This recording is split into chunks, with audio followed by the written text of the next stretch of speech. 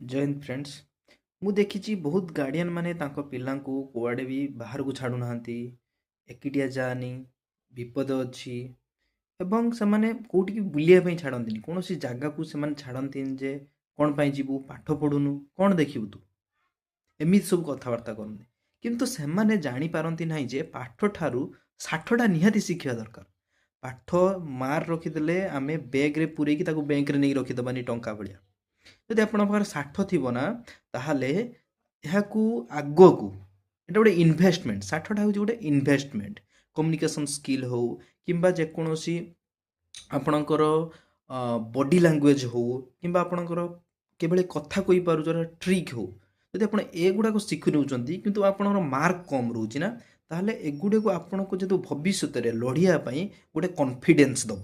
ବହୁତ ବଢ଼ିଆ ଗୋଟେ କନଫିଡେନ୍ସ ଦେବ, ଯାହାକୁ ଆପଣଙ୍କୁ ଗୋଟେ ନଈ ପାର ହେଲା ଭଳିଆ ଆଉ ପାର କରିଦେଇ ପାରିବ।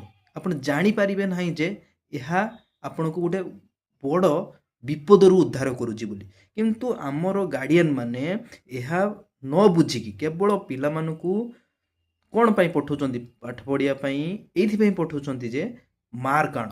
ବ୍ୟାଗରେ ଆମେ ଯଦି ଭର୍ତ୍ତି କରିକି ବ୍ୟାଗରେ ପିଠି ପଟରେ ଏମିତି ଲଦି ଲଦିକି ମାର୍କ ଆଣିବା, ତାହେଲେ କ'ଣ ଆମେ ସେତିକି ଲେବୁଲରେ ପହଞ୍ଚି ପାରିବା?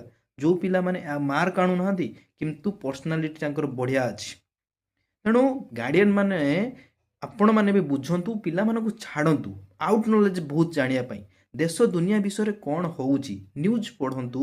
ଦେଶ ଦୁନିଆ ବିଷୟରେ ଜାଣିବା ପାଇଁ ଆପଣମାନେ ଆପଣମାନଙ୍କ ପିଲାଙ୍କୁ ଛୋଟ ଛୋଟ ବହି କିମ୍ବା ନ୍ୟୁଜ୍ ପେପର ଆଣିକି ଦିଅନ୍ତୁ ପଢ଼ିବା ପାଇଁ। ଇଣ୍ଟରେଷ୍ଟ ବଢ଼ାନ୍ତୁ ତାଙ୍କର ପଢ଼ିବା ପାଇଁ ଦେଶ ଦୁନିଆ ବିଷୟରେ। କେବଳ ଆମେ ଯଦି ରିଲ୍ସ ଦେଇ ଦେଉଛେ କିମ୍ବା ମୋବାଇଲ ଦେଇ ଦେଉଛେ, ସେ ଖାଉନାହିଁ, ସେ ପାଠ ପଢ଼ୁଛି, ଆମେ ତାକୁ ଦେଇଦେବା କି ଟିକେ ସମୟ ଦେଖ କ'ଣ ଦେଖୁଛି ପିଲା, ସେଠାକୁ ମଧ୍ୟ ଦେଖନ୍ତୁ, ଯାହାଦ୍ୱାରା କି ଭବିଷ୍ୟତରେ ଆପଣମାନଙ୍କ ବହୁତ କାମ ଦେବ।